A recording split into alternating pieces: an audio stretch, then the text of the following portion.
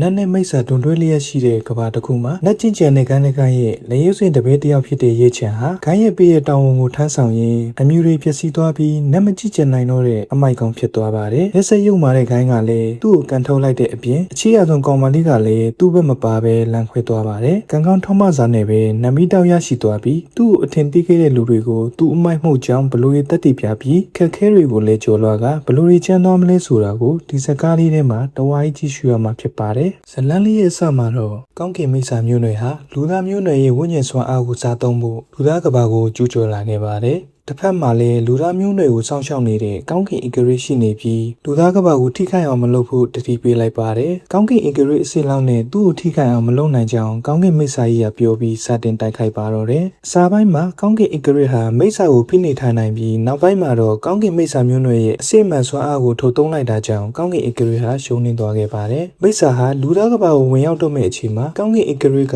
သူ့ရဲ့တပ်တန်းကိုအဆုံးရှုံးခံပြီးမိတ်ဆာကိုနှိမ်နင်းလိုက်တာကြောင့်ခန္ဓာကိုယ်ပြတ်သုံးသွားကသူ့ရဲ့နမီတောက်လေးလူသားကဘာကိုကြားရောက်သွားခဲ့ပါတယ်။နောက်တစ်ခါမှာတော့ကျင့်ရန်ကိုင်းမှာရွှဲလင်ကိုရဲ့နှုတ်ထလာပြီးဖြစ်တဲ့ရဲချံရဲ့ကောင်မလေးနေရွှမ်းဟာရွှဲလင်ကိုရဲ့တည်ငြိမ်မှုအတွက်ဝိညာဉ်ဆေးကိုလိုအပ်တာကြောင့်မိစ္ဆာတာရဲ့တို့အုပ်ရဲ့အလဲဘဟုကိုတွားပြီးဝိညာဉ်ဆေးကိုခုလာပေးဖို့ရဲချံကိုတောင်းဝန်ပေးလိုက်ပါတယ်။ဒီတောင်းဝန်ကဂိုင်းရဲ့နှစ်တရာတက်သူကျော်နဲ့ဆက်ဆက်နေတာဖြစ်လို့ထောင်လိုက်ခမ်းမဆောင်ကအတော်ဆုံးလက်ရွေးစင်တပည့်တွေကိုသူနဲ့အတူခေါ်တွားစေပြီးမိစ္ဆာတာရဲ့တို့အုပ်ကိုစီလွတ်လိုက်ပါတယ်။တစ်ဖက်မှာလည်းဂိုင်းပေါင်းစုံကသူတို့ရဲ့ပါရမီရှင်လူငယ်တွေကိုရွှဲလင်ကိုရဲ့တည်ငြိမ်ပြီးအစွမ်းမထက်လာခင်တားဆီးရန်အတွက်ဝိညာဉ်ဆေးကိုယူဖို့ဆေးလွတ်လိုက်ပါတယ်။ရဲချန်တို့အုပ်စုဟာကံကောင်းထောက်မှစွာနဲ့ဝိညာဉ်ဆေးကိုရလာခဲ့ပြီးမြဲလေလူတယောက်ရဲ့ကြားဖြတ်တိုက်ခိုက်ခြင်းကိုခံလိုက်ရပါတယ်။ထိုလူဟာသူတို့ထက်ဘုံအဆင့်မြင့်လာဖြစ်လို့အသေးလဲတိုက်ခိုက်နေကြရပါတယ်။ဘုံအဆင့်တစ်ခုချင်းစီတိုင်းမှာစွမ်းအားတွေကအစတရလောက်ကွာခြားနေတာဖြစ်လို့ဖွေတွေကတယောက်ဖြစ်တဲ့ကြောက်ခန့်ကိုသူအချိန်ဆွဲထားမှဖြစ်လို့ထွက်ပြေးဖို့မှကြားလိုက်ပါတယ်။ခဏကြာမှတော့ရဲချန်လေးဝိညာဉ်စွမ်းအားကိုဆုံးက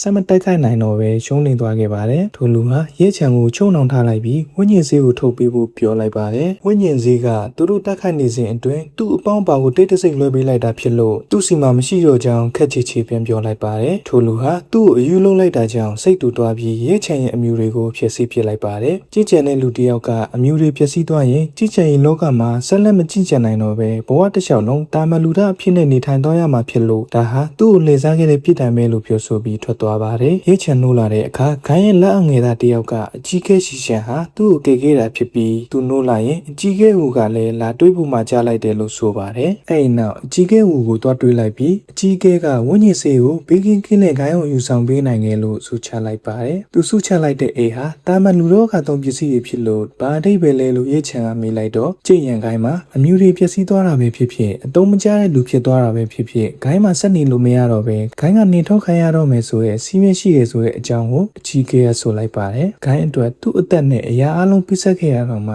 ဂိုင်းကရရဆက်ဆက်သူ့ကိုစွန့်ပစ်လိုက်တော့ရေးချင်တယောက်ပေါက်ကွဲကဂိုင်းကိုမိုးမိုးအောင်ဆဲပြီးခိုင်းကထွက်လာခဲ့ပါတယ်။သူထွက်သွားပြီးနောက်နေရွှမ်းဟာသူ့ရဲ့ရှောင်းလင်ကိုယ်တဲ့တည်ငြိမ်သွားပြီဖြစ်လို့ထွက်လာခဲ့ပြီးရဲချန်နဲ့တွေ့ချင်ကြောင်းအကြီးကဲကိုဆိုလိုက်ပါတယ်။ရဲချန်ကအမျိုးတွေပျက်စီးသွားတာဖြစ်လို့ကြိတ်ရန်ခိုင်းမှနေဖို့အရေးချင်းမရှိတော့ကြောင်းအကြီးကဲကဆိုလိုက်ပြီးတာမန်လူသားတယောက်အနေနဲ့သူ့မှာအချိန်10နှစ်တက်တမ်းပဲကြံတော့တာဖြစ်လို့သူတို့နှစ်ယောက်ပတ်သက်မှုကိုရက်လိုက်ရင်အနာဂတ်မှာနတ်ဖျားဖြစ်ဖို့ဂိုင်းကအပြေးဝထောက်ပံ့ပေးမယ်လို့ဆိုလိုက်ပါတယ်။တစ်ဖက်မှာလည်းဂိုင်းရဲ့ထွက်ပေါက်နိုင်ရောက်ရှိနေပြီဖြစ်တဲ့ရဲချန်ကိုအရင်ကသူ့လက်အောက်မှာရှိတဲ့လူတွေကအမျိုးတွေမရှိတော့တဲ့အမိုက်ကောင်နာကဝဝေးကရှောင်ကြလို့ဆိုကလောင်ပြောင်ဟာတိုက်နေကြပါတယ်။သူနဲ့အတူဝိညာဉ်စေသွားယူတဲ့တောင်ဝန်ကိုသူလှုပ်ခဲ့မှုတဲ့ကြောက်ခန့်ဟာယာရုတိုးသွားပြီးသူ့လုံးမြောက်အောင်အနစ်နာခံခဲ့တဲ့ရဲချန်ဟာသူ့ထက်အရာရာမှာတာနေတာကြောင့်မနာလိုပြီးကျေးဇူးကန်းကရဲချန်ကိုအနိုင်ကျင့်နေပါတယ်။ရဲချန်ဟာသူ့ကိုအေးဆေးထွက်သွားခွင့်ပေးဖို့တောင်းပန်နေတော့လေတာမန်လူသားတစ်ယောက်ကသူ့ကိုပြန်ပြောပိုင်ခွင့်မရှိဘူးလို့ကြောက်ခန့်ကဆိုကထပ်ရိုက်ဖို့အလုံးမှာတော့နေရွှဲရောက်ရှိလာခဲ့ပြီ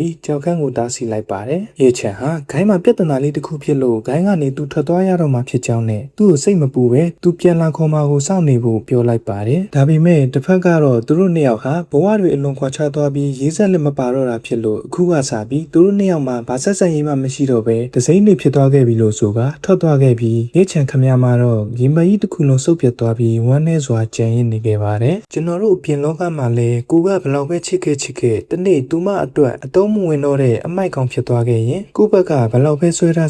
သူမကတော့ထွက်သွားမှာဖြစ်လို့ကိုပိုင်ပျော်ရွှင်မှုတွေကိုဖန်တီးပြီးကိုဘဝကိုအကောင်းဆုံးဖြတ်တန်းကြဖို့မှကြာရင်ဒီနေ့အတွက်နှုတ်ဆက်ခဲ့ပါတယ်ခင်ဗျာအပီးရဲ့လူတယောက်ချင်းစီကိုလည်းကျေးဇူးများကြီးတင်ပါတယ်ခင်ဗျာ